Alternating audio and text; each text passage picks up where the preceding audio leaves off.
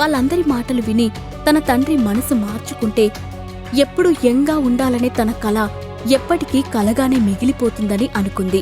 అందుకే వాళ్ళందరి నోరు మూయించాలని తన ప్రయత్నం తాను చేస్తుంది. ఆమె మాటలు వినగానే వైభవ్ కూడా పైకి లేచి, కాత్యాయని చెప్పింది నిజమే. నాన్నగారు తీసుకున్న డెసిషన్ కరెక్టో కాదో నాకు తెలీదు. కానీ అగ్నిహోత్రి ఫ్యామిలీ డెవలప్మెంట్ కోసం ఆయనకు నేను ఎప్పుడూ సపోర్ట్ చేస్తాను. నా ఫ్యామిలీతో కలిసి నేను కల్టివేషన్లోకి అడుగు పెడతాను అని గంభీరంగా చెప్పాడు.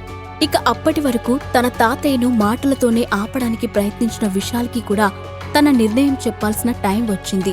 నిజానికి సాగర్కి ఎగైన్స్ గా వెళ్లడం విశాల్కి ఇష్టం లేకపోయినప్పటికీ అగ్నిహోత్రి ఫ్యామిలీ స్ట్రాంగ్ అవ్వడం కోసం శరత్ చంద్రకి సపోర్ట్ చేయాలనుకున్నాడు.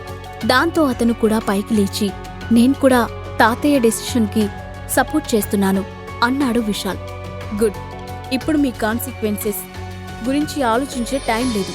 అగ్నిహోత్రి ఫ్యామిలీని ఎలాగైనా సొసైటీలో పవర్ఫుల్ ఫ్యామిలీగా మార్చాలి అంటూ పిడికిలి బిగించాడు వైభవ్. పాకెట్ FM డౌన్లోడ్ చేసుకుని కింగ్ ఆడియో సిరీస్ వినేయండి.